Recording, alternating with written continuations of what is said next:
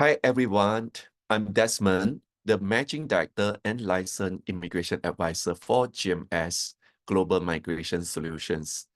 I wish you well and thank you for joining us. And we shall start this webinar in about 1 minute.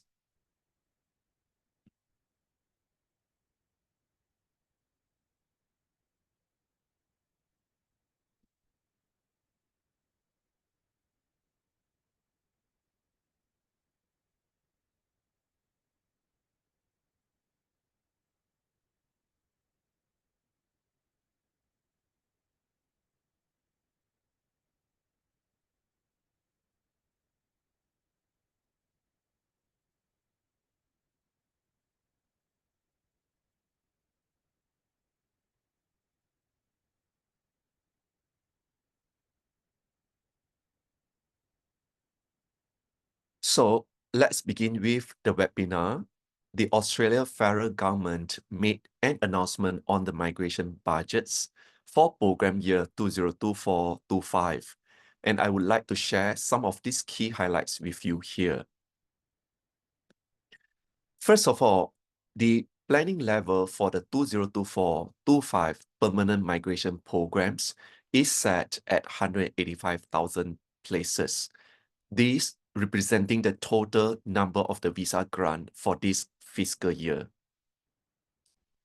And here's the detailed breakdown of the allocation of migration places across different visa category for the fiscal year 2024-25. So the total 70% or 132,000 places allocated to the skill stream to address the Australia long-term skills needs. The employer sponsors taken up the most of the quota. We see a reduction in skill independent programs subclass 189, while the quota on the state nomination subclass 190 and regional subclass 491 are both increased to 33,000 places respectively. This is interesting. The state and territory government shall be getting more quota from the federal government to be able to offer the nomination to applicants under the subclass 190 or 491. The split is 70 and 30% between the skill and the family stream. The family stream program is being maintained at 52,500 places. All right, we are expecting changes on the student's visa. The government has announced it will impose caps on the student's visa numbers from the 1st January 2025. The arrival of the international students after the pandemic has increased drastically and caused the shortages in accommodation. The education provider will be given a cap number. If they were to offer more than the number, they would need to build or provide the accommodation to the students. Next, about the business innovation and investment programs.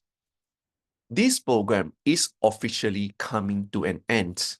The government will not be allocating new quota for the new application in this fiscal year for those who has yet lodging the application.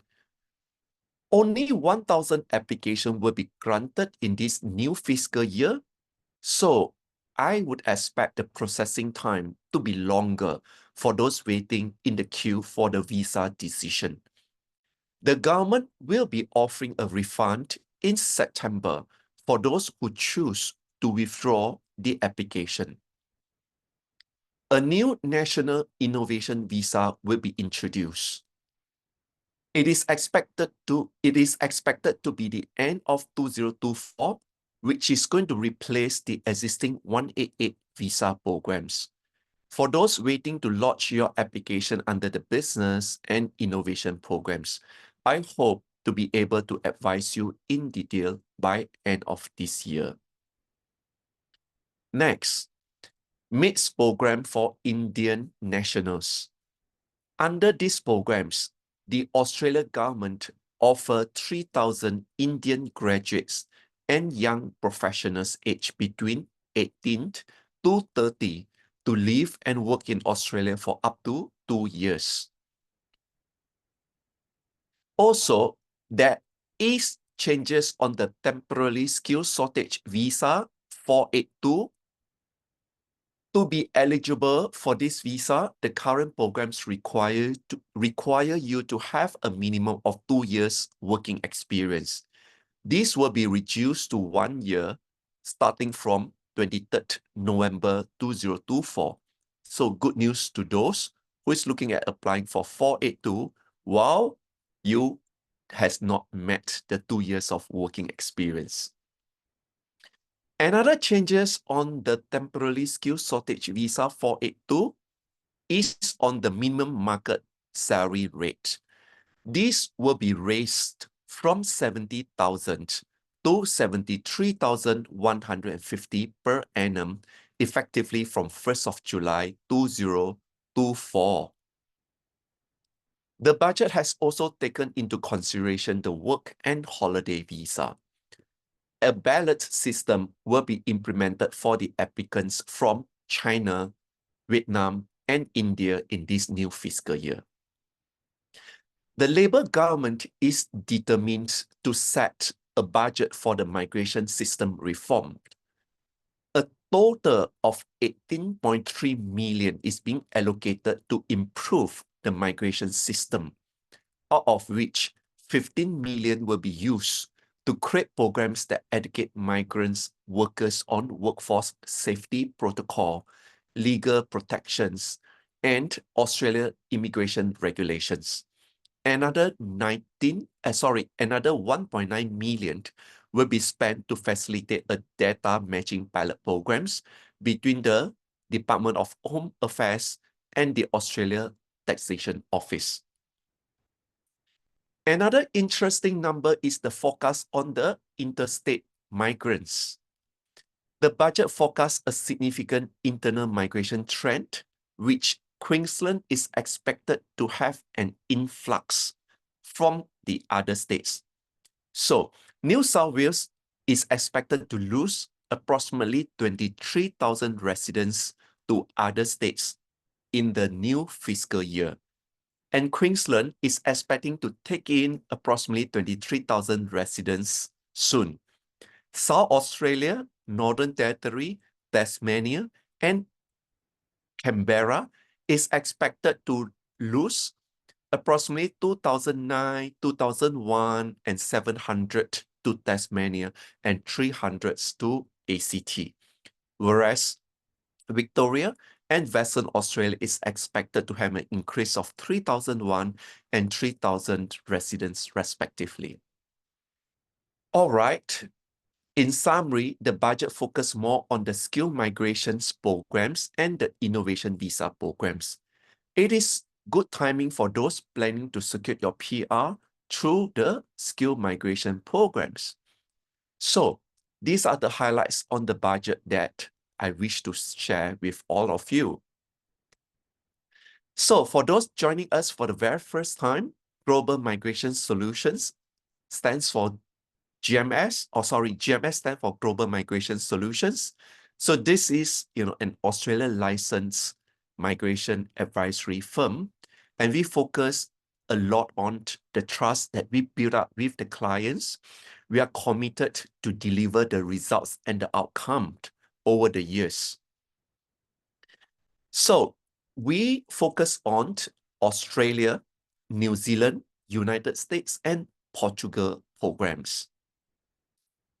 So just a little bit of our track records. Over the last 20 years, we have helped more than 13,000 families successfully migrating to Australia and the other countries.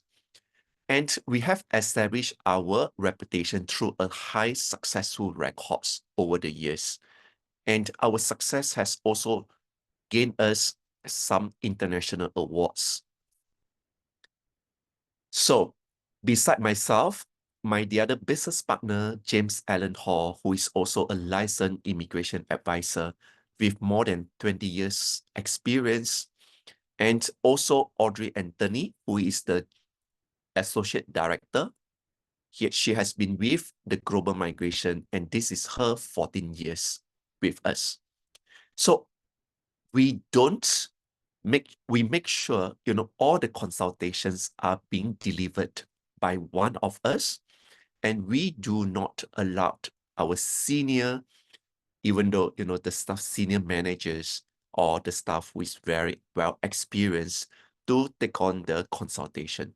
So we make sure clients are guided and being advised properly from the day one by one of us.